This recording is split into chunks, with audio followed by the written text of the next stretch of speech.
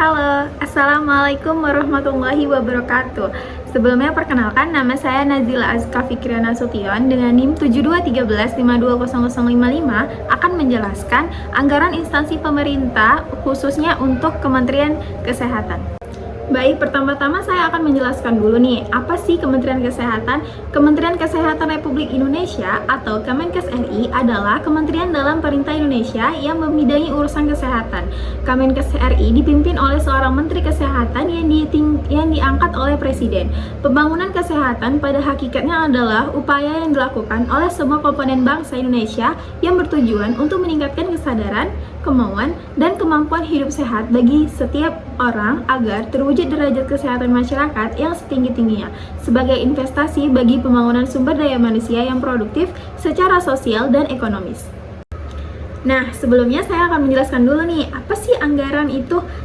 Di sini saya mengambil menurut dua pendapat ahli.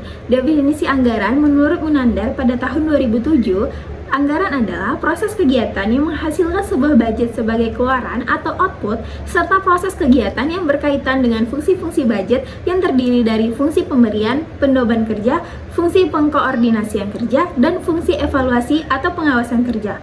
Nah, sedangkan menurut Nafarin pada tahun 2013 mengemukakan bahwa anggaran adalah rencana tertulis mengenai kegiatan suatu organisasi yang dinyatakan secara kuantitatif untuk jangka waktu tertentu dan umumnya dinyatakan dalam satuan uang, tetapi dapat juga dinyatakan dalam satuan barang ataupun jasa. Nah, selanjutnya fungsi anggaran nih. Anggaran ini mempunyai fungsi sebagai alat manajemen dalam pelaksanaan fungsinya. Nah, menurut Munandar pada tahun 2007 menunjukkan bahwa anggaran memiliki 3 fungsi, yaitu sebagai pedoman kerja, sebagai alat pengkoordinasian kerja, yang terakhir sebagai alat pengawasan kerja. Nah, yang terakhir menurut Nafarin pada tahun 2013, fungsi anggaran terdiri dari fungsi perencanaan, fungsi pelaksanaan, dan fungsi pengawasan. Selanjutnya adalah beberapa tujuan anggaran menurut Nafarin pada tahun 2013. Yang pertama itu digunakan sebagai landasan yuridis formal dalam memilih sumber dan investasi dana. Yang kedua, mengadakan pembatasan jumlah dana yang dicari dan digunakan. Yang ketiga, merinci jenis sumber dana yang dicari maupun jenis investasi dana sehingga dapat mempermudah pengawasan. Yang keempat, rasional sumber dan investasi dana agar dapat mencapai hasil yang maksimal. Yang kelima, menyempurnakan rencana yang telah disusun karena dengan anggaran menjadi lebih jelas dan nyata terlihat. Nah, yang terakhir, menampung dan menganalisis serta memutuskan setiap usulan yang berkaitan dengan keuntungan.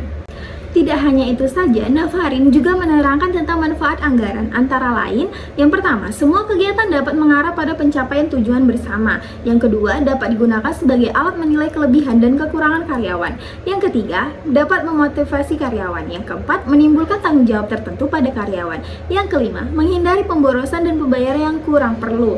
Yang keenam, sumber daya atau seperti tenaga kerja, peralatan, dan dana dapat dimanfaatkan seefisien mungkin. Yang terakhir, alat pendidikan bagi para manajer. Nah, di samping itu semua, penganggaran memiliki berbagai kelemahan. Menurut Nafarin juga nih, pada tahun 2013, kelemahan-kelemahan dari anggaran yang pertama adalah anggaran dibuat berdasarkan taksiran dan anggapan sehingga mengandung unsur ketidakpastian. Yang kedua, menyusun anggaran yang cermat memerlukan waktu, uang, dan tenaga yang tidak sedikit sehingga tidak semua perusahaan mampu menyusun anggaran secara lengkap dan komprehensif ataupun akurat. Bagi pihak yang merasa dipaksa untuk melaksanakan anggaran dapat mengakibatkan mereka menggerutu dan menentang anggaran tidak akan efektif. Nah, kita lanjut kepada tugas Kementerian Kesehatan.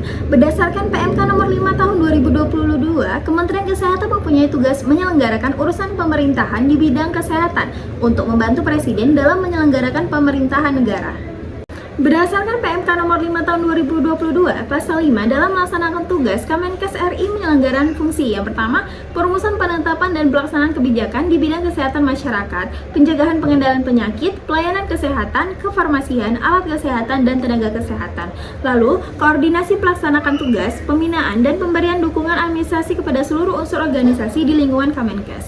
Yang ketiga, pengelolaan barang milik negara yang menjadi tanggung jawab Kemenkes. Yang keempat, pengawasan atas pelaksanaan tugas di lingkungan Kemenkes. Yang kelima, pelaksanaan bimbingan teknis dan survive atas pelaksanaan urusan Kemenkes di daerah. Yang keenam, pelaksanaan perumusan dan pemberian rekomendasi kebijakan pembangunan kesehatan. Yang terakhir nih, pelaksanaan dukungan yang bersifat substansif kepada seluruh unsur di lingkungan Kemenkes. Selanjutnya adalah anggaran Kemenkes. Untuk tahun 2024, anggaran kesehatan direncanakan sebesar 186,4 triliun atau sebesar 5,6% dari APBN. Jumlah ini meningkat 8,1% atau 13,9 triliun dibanding dengan anggaran pada tahun 2023. Indonesia menjadi salah satu negara yang berhasil menangani krisis kesehatan dan memulihkan ekonomi dengan cepat dan baik setelah guncangan hebat pandemi COVID-19. Pertumbuhan ekonomi selama 7 kuartal terakhir sejak akhir 2021 secara konsisten berada di atas 5,0%. Pemulihan ekonomi yang cepat dan kuat telah membawa Indonesia naik kelas masuk kembali ke dalam kelompok negara berpendapatan menengah atas di tahun 2022. Dalam 5 tahun terakhir, anggaran kesehatan terus mengalami kenaikan dari sebesar 119,9 triliun pada tahun 2020, 124,4 triliun pada tahun 2021, 134,8 triliun pada tahun 2022 menjadi 172,5 triliun pada tahun 2023 dan sebesar 186,4 triliun pada tahun 2024. Baiklah, hanya itu yang bisa saya sampaikan. Semoga bermanfaat dan saya mohon maaf apabila ada kesalahan dalam pengucapan ataupun penyampaian materi. Saya akhiri. Wassalamualaikum warahmatullahi wabarakatuh. Terima kasih.